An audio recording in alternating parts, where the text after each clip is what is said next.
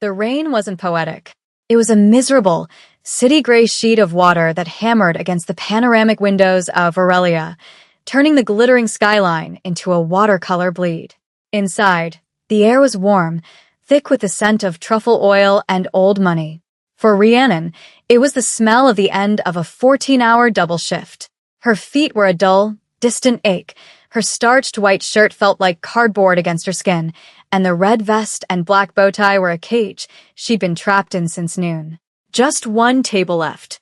Booth 12. The dark leather crescent in the corner that the senior staff always found a way to avoid. It was occupied by 4 men, their suits so dark they seemed to absorb the low, golden light of the restaurant.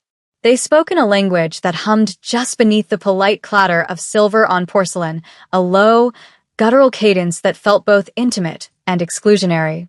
Korean. She knew it instantly, the sound of it a phantom limb from a childhood spent a world away. The man in the center, the one the others orbited like nervous planets, was unnervingly still.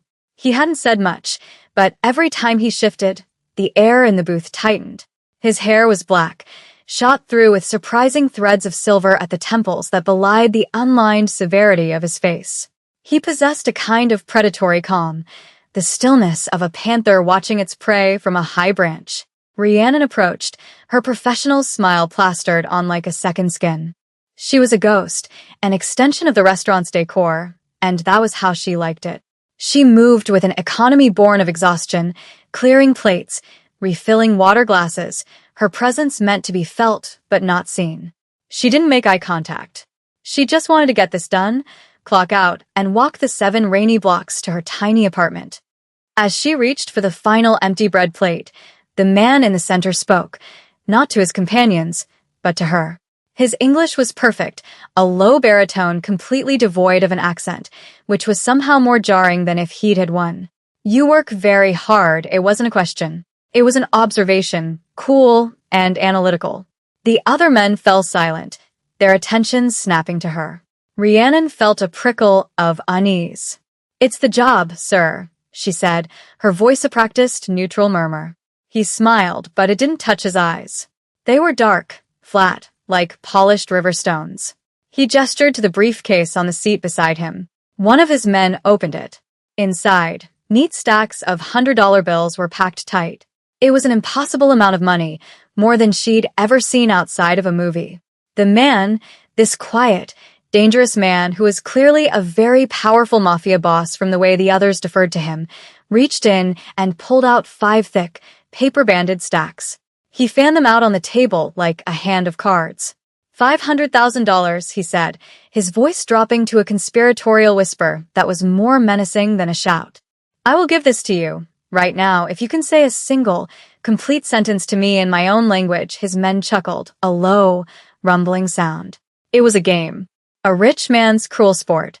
They were laughing at her, the tired black waitress in the cheap uniform. He was dangling a fortune in front of her, certain she couldn't possibly grasp it. She looked at the money, and for a dizzying second, she saw her student loans erased, her mother's mortgage paid, a life without the bone-deep weariness that was her constant companion. Then she looked at his face, at the smug certainty in his dark eyes. He saw her as an object, a piece of entertainment. And something inside her, a stubborn, quiet little flame that 14 hours of labor couldn't extinguish, flickered to life. She straightened her spine, lifted her chin, and met his gaze directly. "Your money is an insult," she said, her voice clear and steady, her Korean formal and unnervingly fluent. "And you are boring me. Please excuse me." Mignon fausse. The world, which had always moved according to his will, obeying the silent laws of fear and power he dictated, simply stopped. The air in the booth became thick, heavy, unbreathable. His men, who had been chuckling a moment before, were now statues, their faces slack with disbelief. The sound of the woman's voice echoed in the sudden, ringing silence. It wasn't just that she spoke the language, it was how she spoke it. The pronunciation was flawless, the grammar precise, the honorifics perfectly applied. It was the Korean of a diplomat or a scholar, not the broken phrases of a tourist. And the words themselves, they were a clean, sharp slap. An insult. "You are boring me." No one had spoken to him like that in 20 years. Not since he had consolidated power and become the man whose name was only ever whispered. He watched her turn and walk away, her back straight, her movements unhurried. She did not look back. He saw the name stitched in red thread on her vest, Rhiannon. He had offered her a fortune and escape, and she had dismissed him, as if he were nothing more than a minor annoyance. He was the most feared Korean mafia boss on the eastern seaboard, a man who could make fortunes disappear and people vanish with a single, quiet phone call. And this girl, this exhausted waitress with tired eyes and an unbreakable spine, had looked him in the face and found him wanting. The amusement he had felt moments before curdled into something else entirely. It was a sharp, unfamiliar sensation, a complex chord of shock, fury, and a terrifying, electrifying curiosity. Who was she? How could a person with so little have so much pride? He had built an empire on understanding human weakness, on knowing the precise price of any person's loyalty or fear. But Rhiannon, it seemed, was not for sale. A slow, dangerous smile touched Minjun's lips. The game was no longer boring. The rest of the shift passed in a blur of anxiety. Every time the kitchen door swung open, Rhiannon expected to see one of the men from booth 12 coming to inform her she was fired. Or worse. She mechanically wiped down counters, polished silverware, and restocked salt shakers, her mind replaying the scene over and over. The sheer recklessness of her words appalled her. She had provoked a man who was clearly dangerous, a man who carried $500,000 in cash as pocket money. She was an idiot, a tired, proud idiot. When she finally clocked out, the rain was still coming down. Relentless assault on the city. She pulled the hood of her thin jacket over her head and stepped out of the restaurant's warm glow into the cold, wet dark. A black sedan, sleek and silent as a shark, was idling at the curb. It was the same car she'd seen the men arrive in. Her heart hammered against her ribs. This was it. She started to walk faster, her worn sneakers splashing through puddles, but the car kept pace with her, its engine a low, predatory purr. The back window slid down with a soft whir. It was one of the men from the booth, his face impassive. "Mr. Khan would like to offer you a ride home," he said. It was phrased as an offer, but the tone was an order. Every instinct for self-preservation screamed to her to run, to say no, to disappear into the labyrinth of wet city streets. But another part of her, the part that had spoken out in the restaurant, was tired of being scared. She was tired of her small, constrained life. And more than anything, she was curious. She stopped, turned, and looked at the open car door. It was a portal to another world, a world of danger and power she had no business entering. She thought of her overdue bills, the leak in her ceiling, the gnawing exhaustion that never seemed to leave her. What did she really have to lose? Taking a deep breath that did little to calm her racing heart, she walked to the car and slid into the cool leather of the back seat. The door closed with a heavy, final thud, sealing her inside a world of silence and expensive leather. Minjun was sitting in the opposite corner of the spacious back seat, looking out at the rain-streaked city lights. He didn't turn to look at her as she settled in, but she felt his awareness of her like a physical pressure. The car pulled smoothly away from the curb, the city noise muted to a distant hum. The silence stretched, thick and charged. She stared at her own hands, twisting the worn strap of her backpack in her lap. She could feel him watching her now, his gaze analytical. "You were born in Seoul," he said.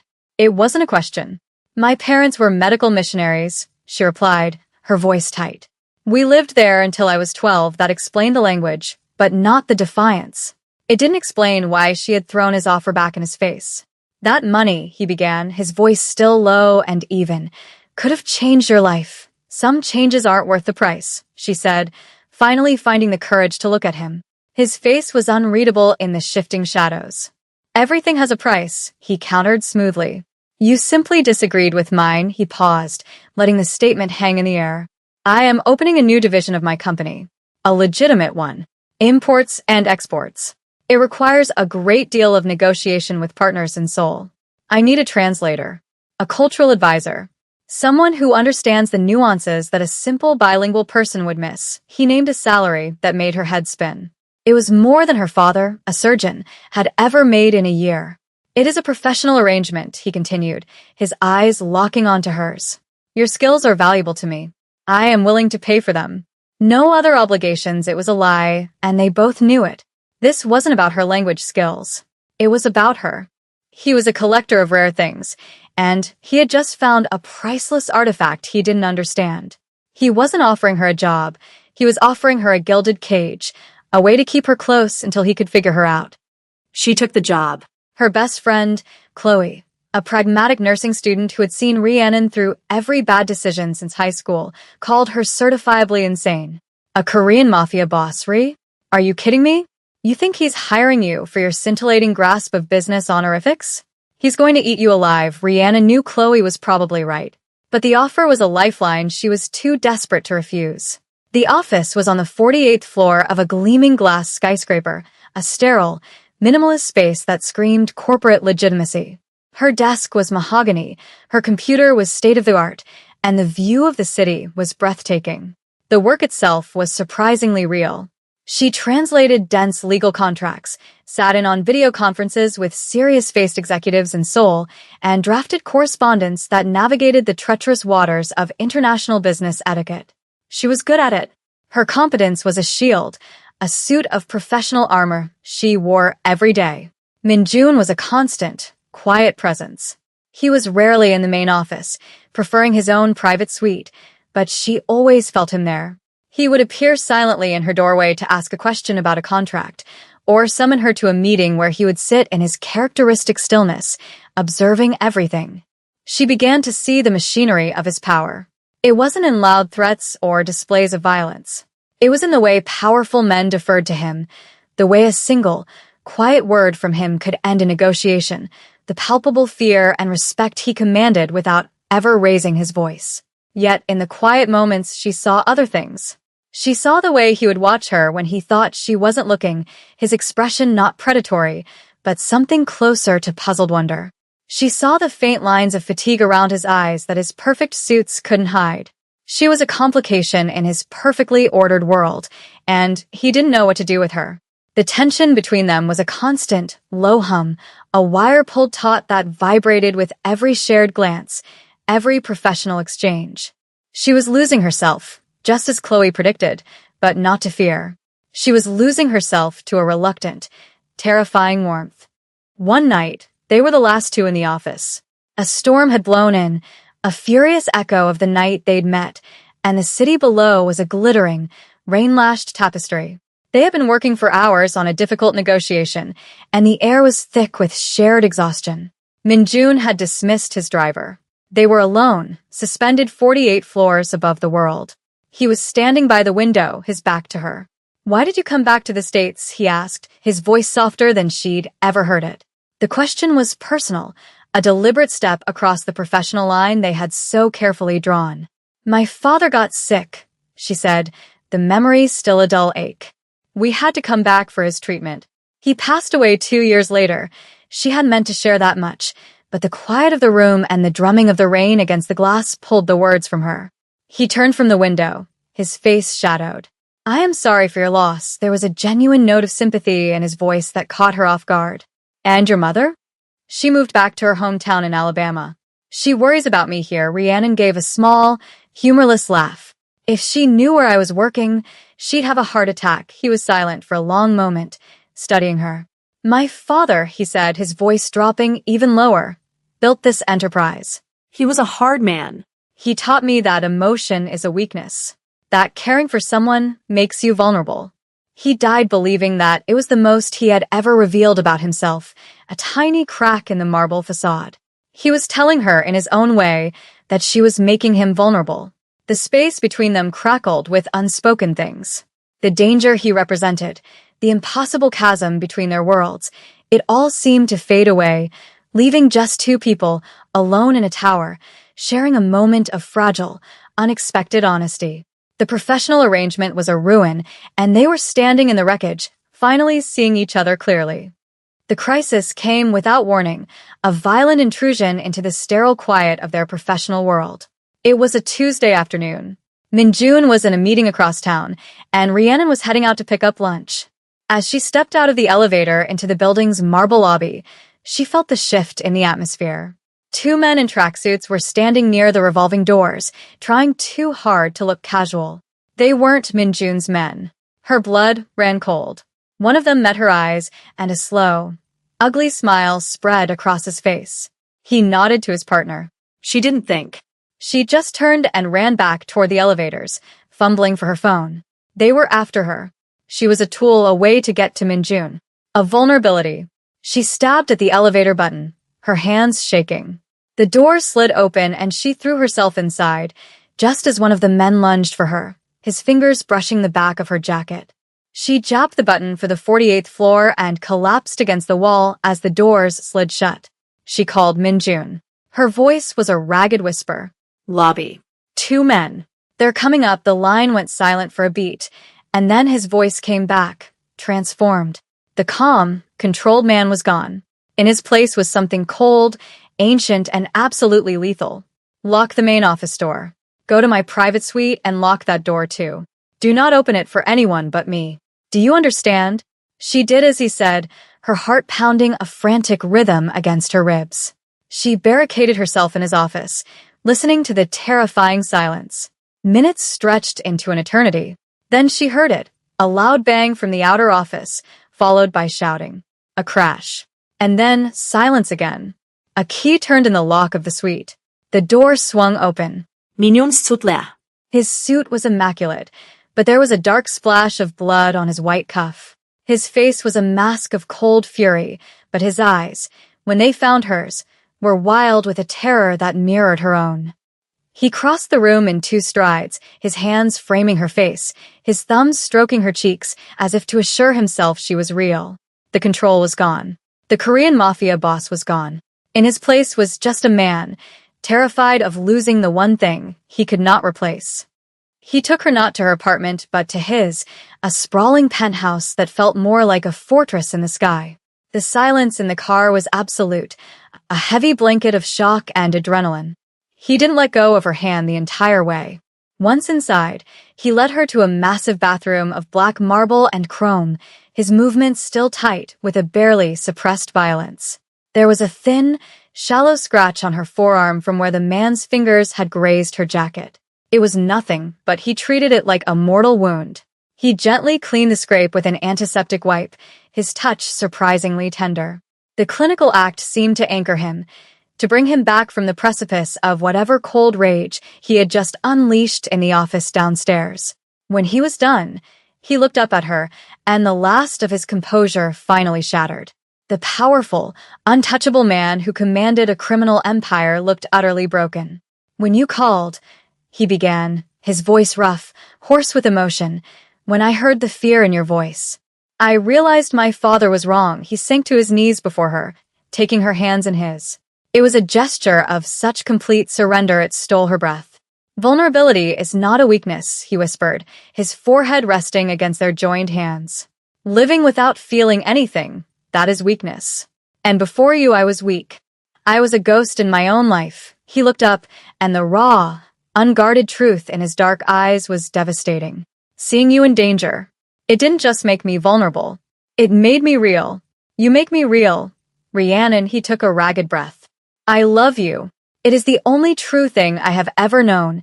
The confession hung in the silent, sterile room, more powerful than any threat, more valuable than any amount of money.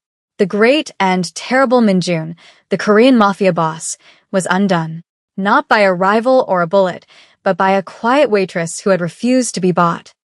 Rhiannon looked down at the man kneeling before her. This was the man Chloe had warned her about, the man whose world was built on fear and shadow. He was danger and violence and 100 things she should run from. But he was also the man who had shown her a sliver of his past in a rain-lashed office, the man whose carefully constructed world she had somehow cracked open just by being herself. She thought of her old life, a life defined by the relentless grind of exhaustion and debt. It was a safe life, a small life. This life, with him, was anything but safe. It was a tightrope walk over a terrifying abyss. But here, in this moment, with his defenses stripped away and his heart laid bare, she felt a profound sense of coming home. This complicated, dangerous man saw her, not as a waitress, not as a translator, but as the one true thing in his life. And in his vulnerability, she found her own strength. She reached out, her fingers tracing the line of his jaw, the harsh planes of his face softening under her touch. She didn't need to say the words. He could see the answer in her eyes. The fear was still there, a cold knot in her stomach, but it was overshadowed by something far greater, a deep, quiet certainty. This was her choice. This was her life now. He rose slowly to his feet, his eyes never leaving hers. He held her face in his hands, as he had in the office, but this time there was no terror, only a fragile, wondering hope. "Be my wife, Rhiannon," he said, his voice thick with unshed tears. "Be the anchor in my storm." She didn't answer with words. She leaned in and pressed her lips to his, a silent vow, a commitment made not in a church, but here, in the aftermath of violence, in a fortress in the sky. It was a fragile beginning, a promise of a life that would always be lived on the edge. But as he held her, she knew, with a certainty that calmed her trembling soul, that she would never be alone in the dark again.